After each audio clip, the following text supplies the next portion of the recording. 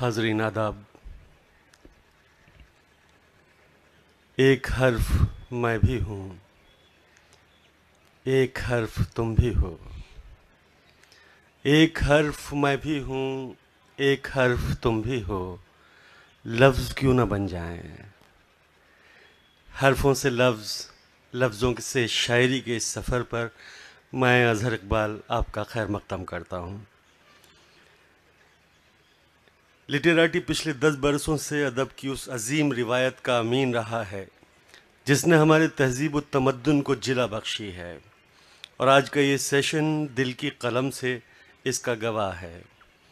शायर किसी भी समाज का ज़मीर होता है। वो मोहब्बत और एहतजाज के हसीन रंगों से ऐसे अल्फाज तराशता है जो हमारे समाज का आईना बन जाते हैं। आज इस सेशन में शिरकत के लिए मैं जिस शायरा के हुजूर जा रहा हूँ, उसने न सिर्फ शायरी की ज़मीन पर हकीकत पसंद ख्याल और उसूलों को आम करने की कोशिश की, बल्कि इसके लिए हर मोर्चे पर जिद्दोजहद की। शायरी उनके लिए दिल बहलाने का ज़रिया नहीं, बल्कि एक कमिटमेंट है उस मुआशरे को बेहतर बनाने का जिसमें वो रहती हैं। डॉक्टर सुमिता मिश्रा हमारे अहद की एक मुनफरिद लबो लहजे की शायरा हैं। वो चंडीगढ़ लिटरेरी सोसाइटी की रूह रवा होने के साथ साथ हरियाणा गवर्नमेंट में एडिशनल चीफ सेक्रेटरी जैसे आला ओहदे पर फाइज हैं। अ लाइफ ऑफ लाइट, ज़रा सी धूप, वक्त के उजाले में आपकी तख्लीक़ात शामिल हैं। आपकी किताब को साहित्य अकादमी अवार्ड से नवाजा जा चुका है। लम्हों की शबनम आपकी ताज़ा तरीन पेशकश है। उम्मीद की किरण के सिवा और कुछ नहीं, उम्मीद की किरण के सिवा और कुछ नहीं, इस घर में रोशनी का यही इंतज़ाम है। मैं दावत दे रहा हूँ मोहतरमा डॉक्टर सुमिता मिश्रा साहिबा को, वो स्टेज पर आएँ और ज़ोरदार तालियों से उनका खैर मकदम किया जाए।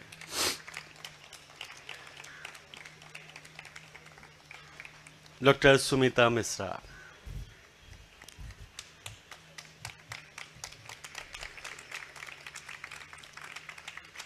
दोस्तों, दिल की कलम से सेशन में डॉक्टर सुमिता मिश्रा साहिबा से बात करने के लिए मौजूद हैं एक ऐसे शायर जिनकी तख्लीकी हुनरमंदी और अशार का ड्रामाई अंदाज़ इश्क के बदले हुए तसव्वुर के तौर पर दिखाई देता है।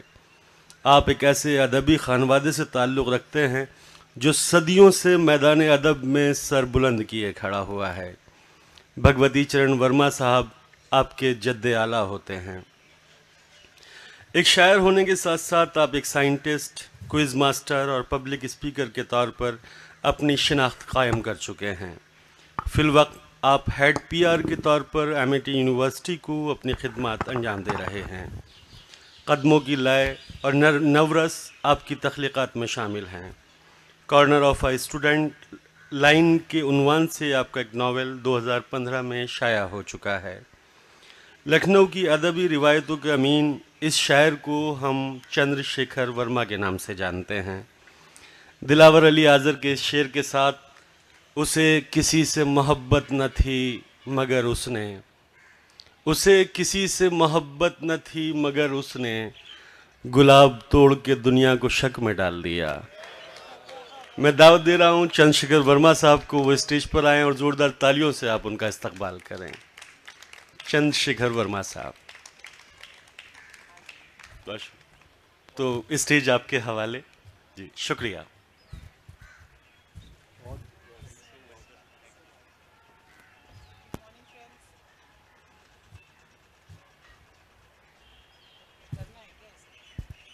Hello,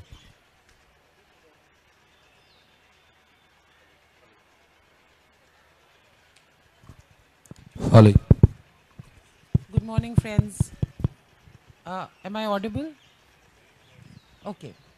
Good morning, Shekhar. मुझे बहुत खुशी है कि आज चंद्रशेखर वर्मा और हम बातचीत में हैं।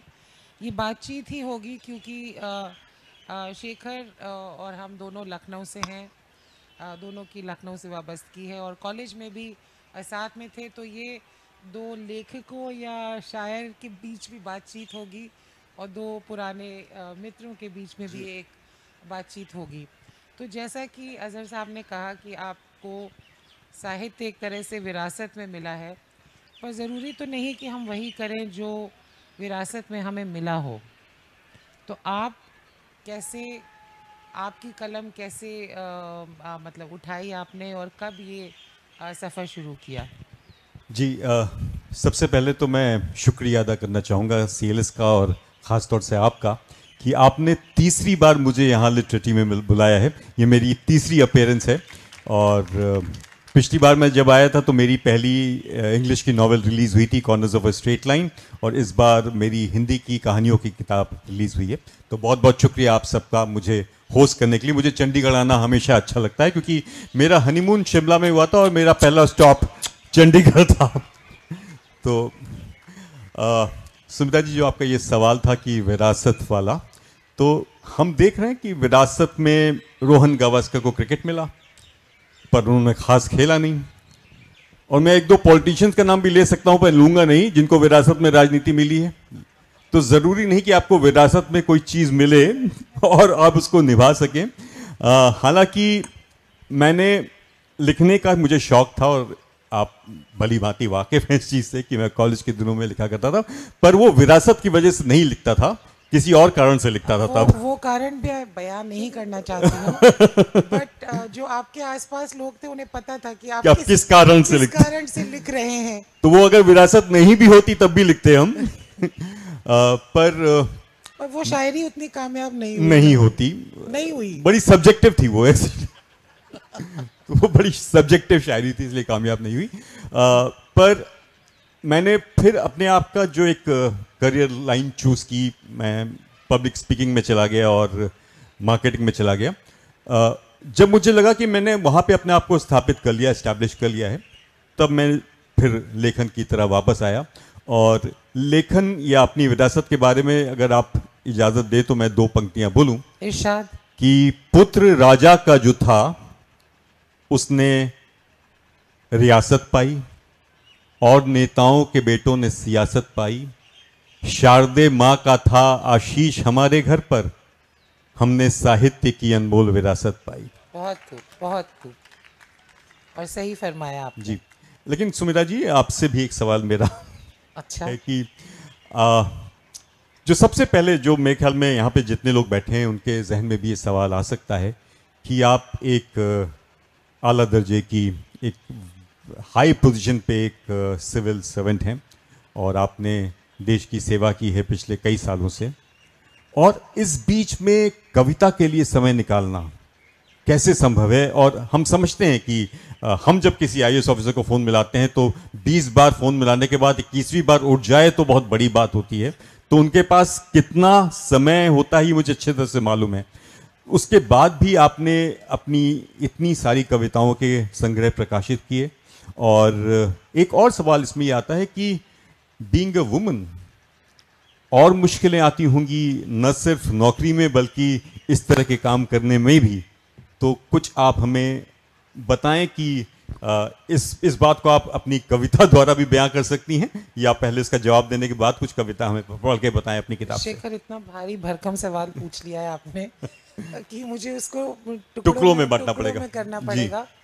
हाँ, व्यस्तताएं जैसा आपने कहा अधिक रहती हैं, और हर किताब के एक अपना सफ़र होता है। उस सफ़र में अलग अलग मुश्किलात आती हैं। मेरी जो लेटेस्ट किताब है लम्हों की शबनम, वो मैंने पूरे 5 साल बाद प्रकाशित की है, जो मेरी लास्ट बुक थी। तो आप समझ सकते हैं कि किस तरह समय छीना है, कभी ऑन टूर कभी रात में। पर साथ में अगर मेरे लिए कविता एक प्रोसेस है टू अंडरस्टैंड माई रियलिटी। कोई बात मुझे अगर छू जाती है, चुभ जाती है, चुनौती बन के खड़ी हो जाती है या झकझोर जाती है, तो मैं उसको अपने लिए मायनेदार बनाने के लिए उसमें से एक नए मायने और नई ऊर्जा सृजित करने के लिए कविता मेरी मजबूरी है। So it is my language to ईश्वर अंडरस्टैंड करे लाइफ। आपको ऐसी मजबूरियां लगातार मिलती रहे। शुक्रिया। हाँ, व्यस्तताएं रहती हैं, और इनफैक्ट जो इस किताब का टाइटल है लम्हों की शबनम, वो भी यही इशारा करती है कि ये सारे पल खुशी के, कभी गम के, कभी फतेह के, कभी हार के, वो एक ओस की तरह ज़िंदगी में बिखरे होते हैं। और उन अलग अलग पलों को, उन लम्हों की शबनम को हम अगर पिरो पाएँ, सहेज पाएँ, तो ज़िंदगी और खूबसूरत और मायनेदार हो जाती है। पर जब मैंने लम्हों की शबनम इस्तेमाल की थी इस किताब में, तो वो मेरे एक कई सारी पोएम्स हैं जो मैं जिनको प्रशासनिक टाइप की पोएम बोलती हूँ। क्योंकि जी, जी, क्योंकि वो कहीं न कहीं मेरी प्रशासनिक औपचारिक जीवन से संबंध रखती हैं। तो जहाँ लम्हों की शबनम की पहली बार मैंने ज़िक्र किया है, एक कुछ कुछ अंश ही इरशाद पढ़ूँगी, जी ज़रूर। जिसका नाम है कविता अपनों की दुनिया। अपनों की दुनिया अपनों की दुनिया भुलानी पड़ती है। अपनों की दुनिया भुलानी पड़ती है, गैरों की हुकूमत बजानी पड़ती है। वाह वाह। अपनों की दुनिया भुलानी भुलानी पड़ती पड़ती है, है। गैरों की हुकूमत बजानी पड़ती है, एक मंजिल के पाने में, क्योंकि nothing is as easy as it looks. Correct. एक मंजिल के पाने में कई मंजिलें गंवानी पड़ती वाह वाह, बहुत खूब। हैं। लम्हों की शबनम सूख गई शाखों पर, लम्हों की शबनम सूख गई शाखों पर, वक्त की धूप में प्यास बुझानी पड़ती है। वाह। खेल ही है, और ये आखिरी लाइंस, खेल ही है मगर खतरनाक, खेल ही है मगर खतरनाक, होशियारी से हर मोहरे को यहाँ चाल चलानी पड़ती है। वाह, बहुत बहुत खूब, बहुत बहुत खूब। थैंक यू, शुक्रिया। और जैसा आपने बताया कि ये इस पुस्तक के आने में 5 साल का गैप हुआ, तो जैसे पानी को अगर रोक दिया जाए और एकदम से रिलीज़ किया जाए तो जो उसमें एक सैलाब सा आता है, मुझे लगता है इस किताब ने भी एक साहित्य की दुनिया में सैलाब लाया है। और ये बहुत शुक्रिया। बेस्ट सेलर है अमेज़ॉन पे काफ़ी वक्त से, तो इस बात पर भी तालियां होनी चाहिए सुमिता जी के लिए। Thank you. शेखर, अब आपकी बारी है या मेरी बारी है आपसे कुछ पूछने की? जी। आपने पहली किताब लिखी corners of a straight line in English. फिर आप, जहाँ तक मैं जानती हूँ, आप शायरी करते हैं उर्दू और हिंदुस्तानी में। जी। और अब आपने शॉर्ट स्टोरीज, एक नया जॉनर लिखा है हिंदी में। और तो ये संगम, मैं इसको संगम ही कहूँगी, ये आपने कैसे अचीव किया? और साथ ही दूसरा सवाल भी है कि इसका टाइटल बड़ा इंट्रीगिंग है, 14 लेफ्ट 14 राइट। जी, तो ये इस टाइटल के पीछे क्या कहानी है? मैं बताता हूँ। तो जो आपका पहला सवाल है सुमिता, कि अंग्रेजी, हिंदी और उर्दू का संगम कैसे हुआ, मैं एक हमेशा शेर कहता हूं कि प्रेम है हिंदी, शौक है उर्दू, अंग्रेजी मजबूरी है। प्रेम है हिंदी, शौक है उर्दू, अंग्रेजी मजबूरी है, वो जुबान अपना लेता हूं जब जो जहां जरूरी है। बहुत बढ़िया, तो बहुत बढ़िया। अंग्रेजी से शुरुआत करने का कारण ये था कि मैं जिस स्कूल में पढ़ा था वहाँ अंग्रेज़ी का मीडियम तो था, लेकिन ख़ास अंग्रेज़ी सिखाई नहीं जाती थी। और जो मेरा पारिवारिक विरासत है वो भी हिंदी की थी। मेरे दादा भगवती चंद्र वर्मा जी हिंदी के साहित्यकार थे, तो अंग्रेज़ी पे मेरा कोई ख़ास अधिकार नहीं था। तो कहीं ना कहीं मुझे लगता था कि मुझे अपने आप को साबित करना है। तो मैंने सोचा कि पहली नॉवेल इंग्लिश में लिखी जाए, क्योंकि हिंदी में लिखना तो स्वाभाविक था, एक्सपेक्टेड था कि ये तो लिखेंगे ही हिंदी में। और ख़ास तौर से इस बात का कि हिंदी में मुझे अपने आप को सिद्ध करने की आवश्यकता नहीं थी। So I picked up this language. I took a challenge, yes. और जो उर्दू वाकई मुझे शौक है, मैं सुनता रहता हूँ, पढ़ता रहता हूँ, तो मुझे भी दिल में कभी कभी लगता है कि कुछ लिखा जाए, तो इस कारण ये हो गया। और जो आपका दूसरा सवाल है कि 14 लेफ्ट 14 राइट, तो मुझे लगता है कि आज जब हम, थोड़ी सी अलग बात है साहित्यकारों के बीच में ये बात कहने की हिमाकत कर रहा हूँ कि आज हम जिस युग में हैं ये बाजार का युग है, और यहाँ पर आपको अपने आप को दिखाने के लिए दुनिया को कुछ ऐसा इंट्रीग लाना पड़ता है कि लोग आपकी तरफ, like people have started judging the books bye its cover. It may sound little unfortunate but that's the real story. तो इसमें एक कहानी है जिसका टाइटल है 14 लेफ्ट 14 राइट। आप लोग अगर चाहें तो उस पुस्तक वहाँ पे जो स्टॉल है वहाँ पे अवेलेबल है, आप लोग ले सकते हैं। और उसी से मुझे लगा मेरी 21 कहानियाँ हैं, इसमें जो सबसे अच्छा टाइटल या सबसे इंट्रिगिंग टाइटल मुझे लगा वो ये था। और इस पर भी एक दो सवाल आ गए सुमिता जी, बड़े इंटरेस्टिंग से। इसमें जैसा मैंने बताया 21 कहानियाँ हैं और मार्केट का या कंज्यूमर का क्वेश्चन देखिए, कंज्यूमर का क्वेश्चन जो सबसे पहले आया कि आपने 14 लेफ्ट 14 राइट टाइटल लिखा है, यानी 28 और कहानियां केवल 21 हैं इसमें, तो हम ठगा सा महसूस कर रहे हैं। तो मैंने उनको जवाब दिया, भाई साहब सुनिए, 200 रुपए की किताब की आप 200 तो देते नहीं, आप 150 ही देते हैं, तो जब 25% डिस्काउंट आप कर देते तो हमने भी कर दिया। Very good. अच्छा, अब मेरी बारी। नहीं, मुझे पहले मैं एक और सवाल, जी, फिर आपकी बारी। जी। नेहा, अभी अजहर साहब ने कहा ना कि वो आपने गुलाब देकर सबको शक में डाल दिया, तो आपकी इस किताब में जो पहली कहानी है वो मुझे बड़ी मज़ेदार लगी, क्योंकि उसमें भी एक बीवी का जो अपने पति के लिए आपने लिखा ना, आसक्ति और शक दोनों, जी, कि उसको, और उसमें एक बड़ी मज़ेदार लाइन है कि उसको न जाने क्यों ये लगता है कि सारे ब्रह्मांड में सबसे डिजायरेबल उसी का पति है।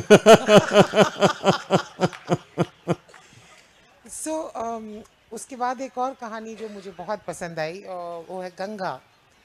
और उसमें अक्सर हम लोग सभी ये करते हैं कि हम ज़रा सा कुछ अच्छा काम करेंगे, ज़रा सा किसी की मदद करेंगे, तो हमें अपने अंदर इतनी महानता का एक अनुभव होता है कि जैसे कि हमसे बेहतर इंसान कोई नहीं है। आज तो मैंने घर जाके भी बताएंगे और दिन भर अपनी पीठ थपथपाएंगे।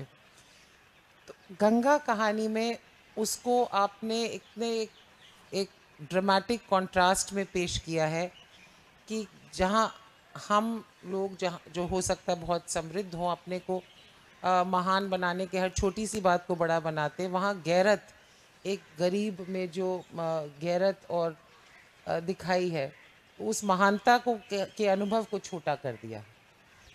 मैंने तो सिर्फ 2-3 कहानियों का जिक्र किया, तो अब आप किसी एक कहानी से जो भी आप पसंद करें। मेरे हिसाब से Dabbu is beautiful, but I leave that to you. क्यों ना कुछ सुनाएं। जी, बहुत शुक्रिया स्मिता जी। ओके,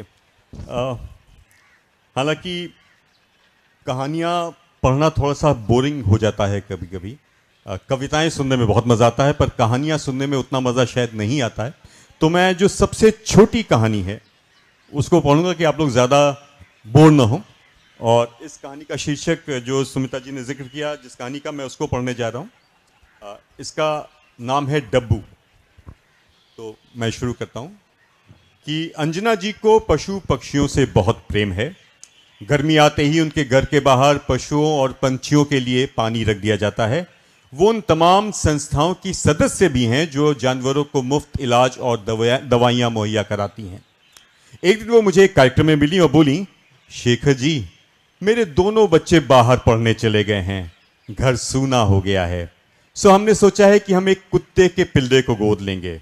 मुझे अंजना जी की बात सुनकर बहुत अच्छा लगा। ये कितनी अच्छी बात है कि किसी के दिल में जानवरों के लिए भी इंसानों जैसी संवेदना हो। आप इस काम में मेरी कुछ मदद करेंगे? अंजना जी ने मुझसे पूछा। मतलब आप किसी ऐसे कैनल क्लब को जानते हैं जहां मुझे एक पपी मिल जाए? जरूर। अंजना जी सक्षम महिला हैं और उनके घर में एक जानवर अच्छे से पल जाएगा, ये सोचकर मैंने तुरंत अपने मित्र सौमित को फोन करके अगले दिन का अपॉइंटमेंट ले लिया। सौमित का लखनऊ से करीब 30 किलोमीटर दूर सुल्तानपुर रोड पर एक फार्म हाउस था। अंजना जी अगले दिन नियत समय पर अपनी गाड़ी लेकर मुझे पिक करने आ गई। उनकी गाड़ी में पहले से ही एक पैकेट में कॉलर, लीश और डॉग फूड रखा हुआ था। मैंने पहले से ही सारी तैयारियां कर ली हैं। अंजना जी काफी उत्साहित दिख रही थी। सौमित के फार्म हाउस में हमने अद्भुत नजारा देखा। सैकड़ों अलग अलग उम्र और ब्रीड के कुत्ते एक बहुत बड़े क्षेत्र में विचरण कर रहे थे। वे दौड़ रहे थे, खा रहे थे, लेटे हुए थे या आपस में खेल रहे थे। एक अलग ही निश्चल सी दुनिया थी उनकी। नमस्कार अंजना जी, मैं आपकी क्या मदद कर सकता हूं? सौमित ने गर्मजोशी के साथ अंजना जी का स्वागत किया। सौमित जी, मैं आपसे बहुत प्रभावित हूं। आप कितना नेक काम कर रहे हैं। हम स्वयं नेक काम कहां करते हैं, ये सब तो ईश्वर हमसे करवाता है, सौमित ने बोला। शेखर ने मुझे बताया कि आपको भी पशु पक्षियों से बहुत प्रेम है और मुझे ऐसे लोगों से मिलकर अत्यधिक आनंद की अनुभूति होती है। जी, मेरे दोनों बच्चे विदेश में पढ़ते हैं। घर में मेरे पति और मैं, बस यही लोग हैं। एक तो हमारा घर बहुत बड़ा है, दूसरा हमारे पास काफी समय भी है, सो हम चाहते हैं कि एक छोटा सा पपी हमारे परिवार का हिस्सा बने। बहुत ही नेक ख्याल है आपका, सौमित्र बोला और उसने इशारा करके एक छोटे से प्यारे से पिल्ले को अपने पास बुलाया। यह हमारे फार्म का सबसे प्यारा पपी है, टाइगर नाम है इसका। प्यार का भूखा है, आपके घर जाकर बहुत खुश रहेगा। टाइगर और अंजना जी की नजरें मिल गईं। जहां टाइगर अंजना जी में मां का वात्सल्य ढूंढ रहा था, वहीं अंजना जी टाइगर के दुबले पतले शरीर को टटोलकर उसकी पेडिग्री खोज रही थी। दुम, नाक, कान और मुंह अंजना जी ने सभी को बहुत गौर से देखा और फिर पूछा, सौमित्र जी, इसकी ब्रीड कौन सी है? मुझे इसकी नस्ल तो नहीं मालूम। मेरी टीम का कोई सदस्य शायद इसे सड़क से उठाकर लाया है। क्यों, आपको अच्छा नहीं लगा? नहीं, अच्छा तो बहुत है, लेकिन आपके पास कोई ऊंची नस्ल वाला पपी नहीं है क्या? क्यों नहीं, हमारे पास ऊंची नस्ल वाले कुत्ते भी हैं। आपको कौन सा चाहिए? सौमित्र ने अंजना जी का मन पढ़ लिया था।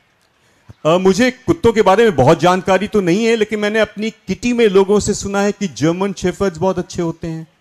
अंजना जी ने अपना सीमित सा ज्ञान बघारा। आपने सही सुना है, और मेरे पास इस नस्ल का एक पिल्ला भी है। वाह, ये तो बहुत बढ़िया है, मेरा काम बन जाएगा।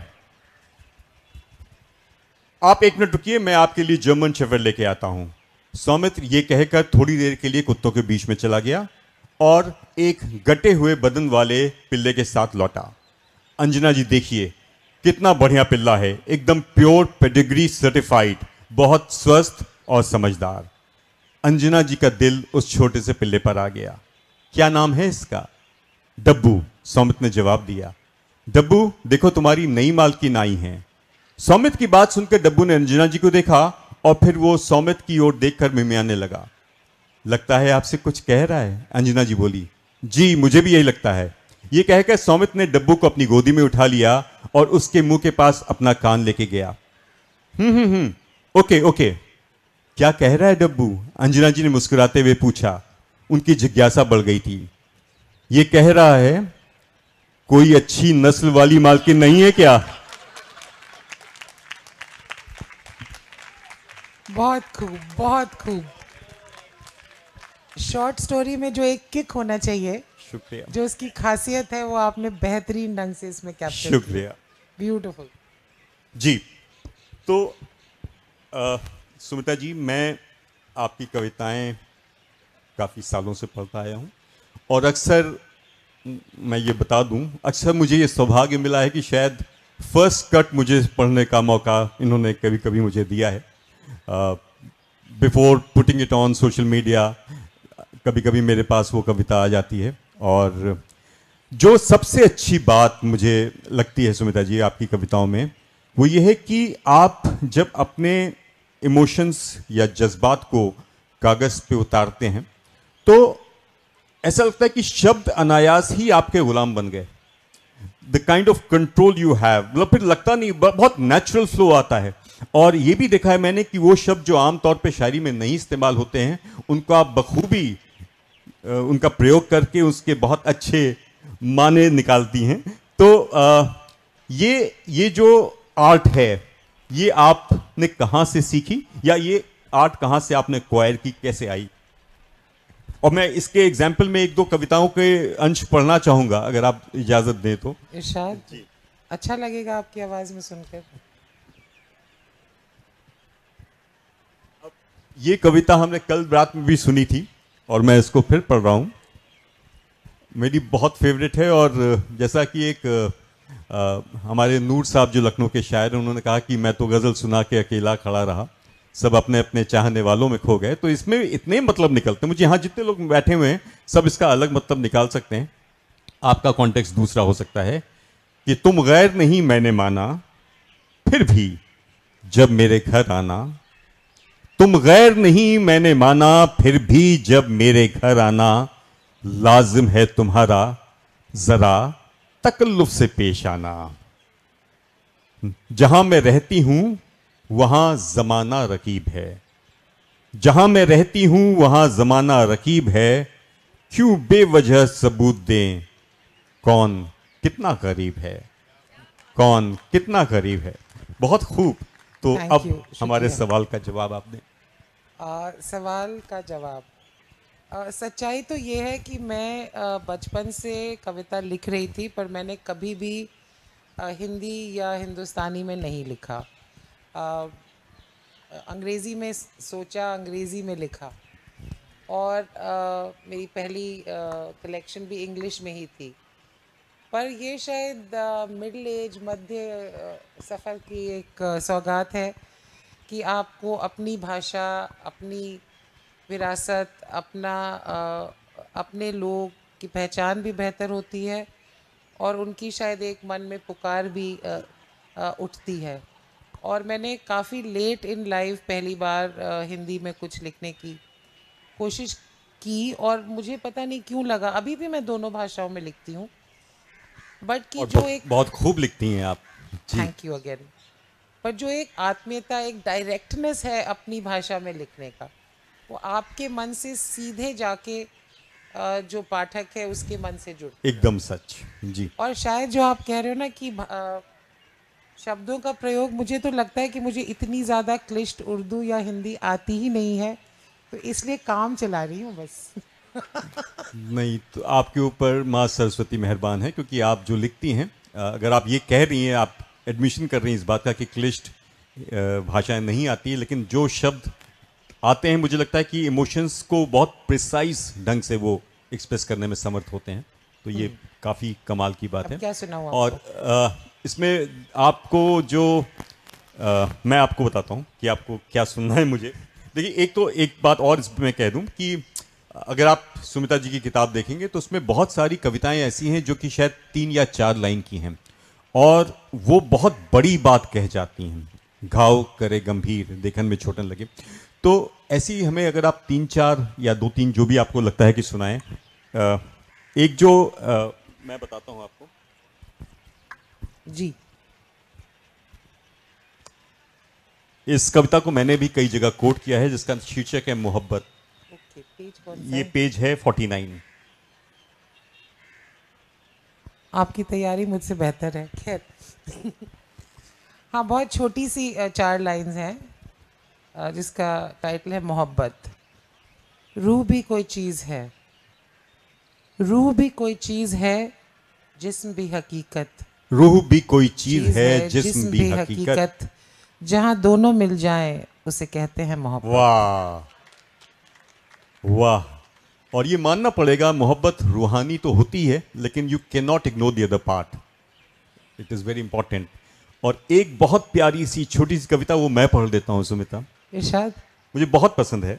और ये इमोशन ऐसा था जो शायद हम दोनों ने एक ही वक्त में शेयर किया था। मैं माँ हूं, ममता और मोह मेरा स्वभाव है। मैं माँ हूं, ममता और मोह मेरा स्वभाव है। तुम समय हो, दोनों का तुम में अभाव है। कितनी सुंदर कविता है। Thank you. अब बात हो रही है ममता, मोह और मोहब्बत की, तो 2-4 लाइनें और। जी जरूर। मोहब्बत को हर बंदिश, मोहब्बत को हर बंदिश और रिवाज से जुदा रखना चाहिए, वाह पर महबूब के अलावा अपना कोई और भी खुदा रखना चाहिए। वाह वाह वाह वाह वाह, क्या बात, क्या बात। अब तो सीख लो, अब तो सीख लो, चिलमन में मन के इरादों को निहा रखना चाहिए। वाह अब तो सीख लो, चिलमन में मन के इरादों को निहा रखना चाहिए। और आगे कोई कुछ भी रोमांच का वायदा करे, कोई कुछ भी रोमांच का वायदा करे, शाम ढले रास्ता पहचाना तयशुदा रखना चाहिए। वाह वाह। और आखिर में, और ये मेरा फेवरेट है, खुशामदों का चलन है, खुशामदों का चलन है पर हमारा मानना है, खुशामदों का चलन है पर हमारा मानना है, एक आध बंदे को तो खफा रखना चाहिए। वाह, क्या कहने, क्या कहने। वाह। थैंक यू, शुक्रिया। और एक मेरे सामने है जो again it's a very quotable poem. आसान की आदत बड़ी जालिम है। अजहर भाई देखें कि आसान की आदत बड़ी जालिम है, किसी को मुश्किल का शौक ही नहीं रहा। Thank you, thank you. और एक और छोटी सी इसके जी। बाद आपसे मैं कहूँगी कुछ सुनाने को। जी। उसने कहाँ मांगा था, उसने कहाँ मांगा था, हम ही जहाँ नजर करते रहे। वाह। उसने कहाँ मांगा था, हम ही जहाँ नजर करते रहे। किसी ने कम से काम चला लिया और हम ज्यादा का दम भरते रहे। वाह वाह। शुक्रिया, शुक्रिया। और अब आपकी बारी है शेखर। शेखर भी एक बहुत ही बेहतरीन शायर हैं, तो मैं आपसे गुजारिश करूंगी कि आप कुछ सुनाएं और तरन्नुम में भी ज़रूर कुछ सुनाएं। हम लोग कल ये बात कर रहे थे कि याद आ जाए तो बहुत बड़ी बात है, और मतलब मैं मोबाइल से नहीं पढ़ना चाह रहा हूँ, तो मुझे जो जो दो दो तीन तीन शेर गज़ल के याद आते हैं मैं सुना देता हूँ। इस गज़ल में एक लफ्ज़ आएगा शनावर, वो तैराक को कहते हैं कि अजहर भाई, शनावर को बचाना चाहिए था, शनावर को बचाना चाहिए था, नदी को डूब जाना चाहिए था। शनावर को बचाना चाहिए था, नदी को डूब जाना चाहिए था, और उड़ाया किस लिए तुमने परिंदा, उड़ाया किस लिए तुमने परिंदा, तुम्हें पिंजरा उड़ाना चाहिए था। और निजामत के जरा आदाब सीखो, निजामत के जरा आदाब सीखो, तुम्हें मिसरा उठाना चाहिए।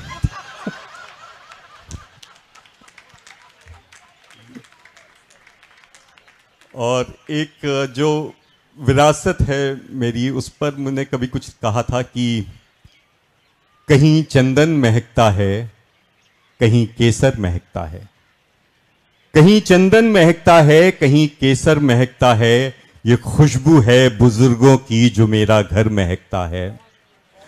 और वो अपनी झुर्रियों वाली हथेली में दुआ भरकर, वो अपनी झुर्रियों वाली हथेली में दुआ भरकर जो छू देते हैं मेरा सर, तो मेरा सर महकता है। और एक दो और याद आ रही है, उसके बाद मैं फिर तरन्नुम में एक दो करके कि सब नए घर में गए, एक चारपाई रह गई, सब नए घर में गए, एक चारपाई रह गई, चुप अगर रहती तो जाती, चुप अगर रहती तो जाती, चरमराई रह गई। सब नए घर में गए, एक चारपाई रह गई, चुप अगर रहती तो जाती, चरमराई रह गई। और जश्न अपनी कामयाबी का मना पाया नहीं, जश्न अपनी कामयाबी का मना पाया नहीं, बस यही गिनता रहा किसकी बधाई रह गई। तरन्नुम में चिराग अहले जहां के रख कर, मैं आसमां को सजा रहा हूं। चिराग अहले जहां के रख कर, मैं आसमां को सजा रहा हूं। मुझे अंधेरों का डर नहीं है, मैं अपना सूरज बना रहा हूं। मुझे अंधेरों का डर नहीं है, मैं अपना सूरज बना रहा हूं। खरीददारों ये मत समझना, हुनर में मेरे कोई कमी है। खरीददारों ये मत समझना, हुनर में मेरे कोई कमी है। तुम्हारी गुर्बत को देख कर मैं खुद अपनी कीमत घटा रहा हूं। तुम्हारी गुर्बत को देख कर मैं खुद अपनी कीमत घटा रहा। और ये आखिरी शेर कि मेरी मोहब्बत या तेरी नफरत, ये बाजी जीतेगा कौन देखें।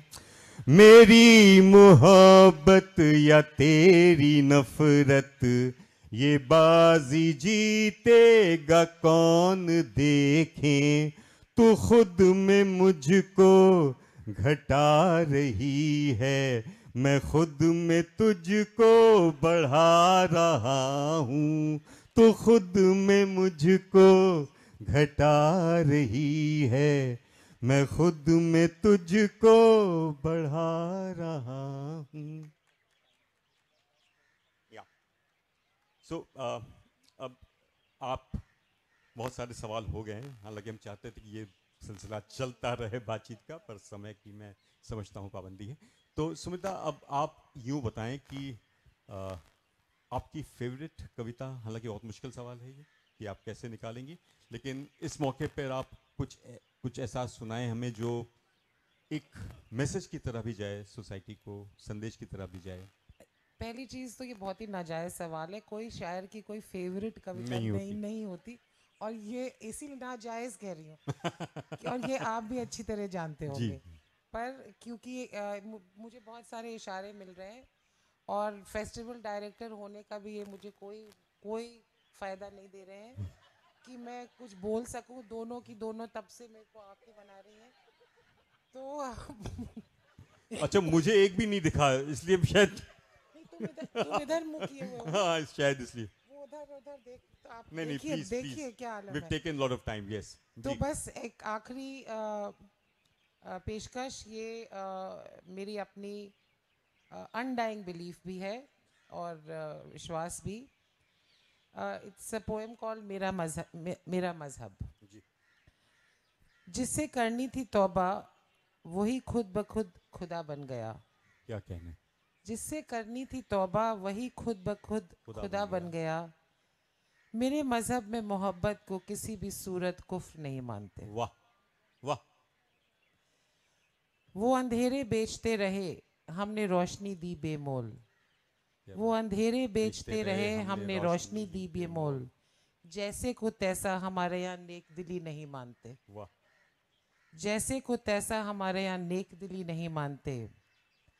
झूठ और मक्कारी के पायदान चढ़ के, झूठ और मक्कारी के पायदान चढ़ के बुलंदियां जो पाए, ऐसे बंदे को मेरे जहां में कोई सिकंदर नहीं मानता। वाह वाह वाह। मुश्किलों में मायने मिलते हैं, मुश्किलों में मायने मिलते हैं अपने और हकीकत दोनों के। मुश्किलों में मायने मिलते हैं अपने और हकीकत दोनों के। किनारों पे खेलने को हम मुलाकात ज़िंदगी नहीं मानते। और आखिर में जब कायनात का सृजन हुआ तो कहते हैं कि एक ध्वनि थी, एक शब्द था, तो उस ओर इशारा है। वो शायर मेरी रूह पे जो लिख रहा है, वो शायर मेरी रूह पे जो लिख रहा है, वही शब्द है। बाकी किसी नज्म को हम शायरी नहीं मानते। क्या कहने। वाह, कमाल, बहुत खूब, बहुत खूब।